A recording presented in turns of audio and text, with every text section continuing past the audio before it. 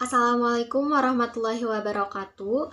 Hello friends, I'm Aulia Liandini from class 3A, a student of English Literature Study Program. In this video, I will discuss about the translation assignment given by Mr. Dr. Andang Saihu MPD and Miss Faurus Husnatul Abkoriah MA as the lecturer of Translation English to Indonesia course. In the video, there will be the search language text and the translation I did, as well as the translation step and method, the technique I took. This assessment aims to practice translation skill while understanding the theories that have been learned in the class. Before that, we need to know what is a translation.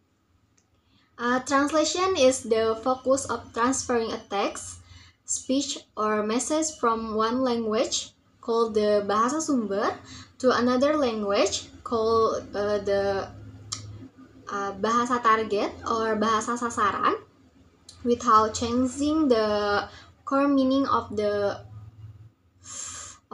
text or message. The main purpose of translation is ensure that the message, information, and nuance contained in the source language can be understood by the reading or listener in the target language. Okay, the text I translated was taken from the novel Lord of the Flies by William Golding. The novel tells the story of a group of boys stranded on a desert island and how they try to survive. There are 5 paragraphs of search language from the novel Lord of the Flies that I choose, and this text describes the moment when the main character is namely Ralph and Piggy find a conch shell that is used to gather other boys when they have a planned course on the island. As for the translation process, it first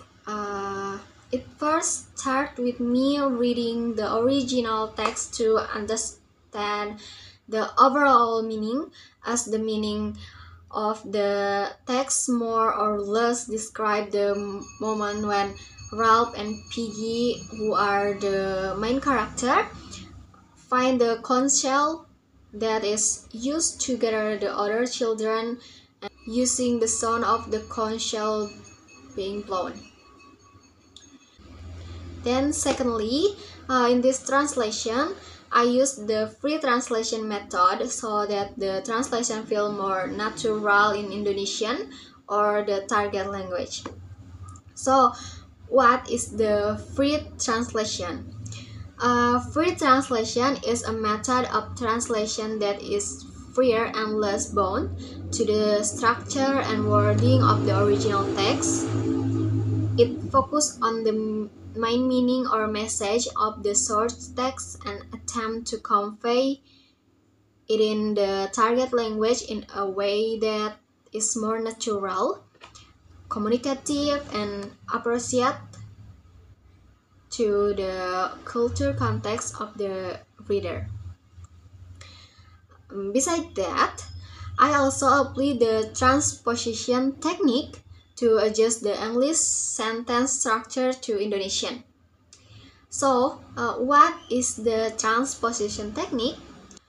Transposition technique in translation is a technique that involves changing the category or grammatical structure from the source text or bahasa asli to the target text or bahasa sasaran atau bahasa tujuan without changing the meaning of the message. This technique is often used when the grammatical structure of the source text does not match the grammar or reference commonly used to the target language. Although free translation and transposition have a different approach to translate, but they share similarities in terms of flexibility, focus on meaning, and culture adaptation, but are important tools in a translation repertoire to produce effective and quality translation. After translation everything, I made a revision to ensure the meaning was in line with the Indonesian context and grammar. So we can see from my translation that there are some sentences that I colored to indicate part of the translation method and technique I choose. This one, phrases like look around the beach are chance to menyusuri pantai to clarify the context in Indonesia. Next, original text in English. They discover a large cream-colored conch shell, which Piggy realized could be used as a kind of makeshift trumpet. And translated using the free translation method. This is, mereka menemukan sebuah keong besar berwarna krem, dan Piggy menyadari bahwa keong itu dapat digunakan sebagai alat memanggil atau alat pemanggil. Although the word makeshift trumpet has the meaning of trompet darurat, but in the free translation method, makeshift trumpet is freely translation into a tool for calling or sebagai alat untuk memanggil, because it is more in line with the context and easy to understand in Indonesian. Next, the original text summoned by the blast of sound from the cell. Boys start to strangle onto the beach. And translated using the transposition technique, that is, mendengar suara nyaring dari keong, anak-anak mulai berdatangan satu persatu ke pantai.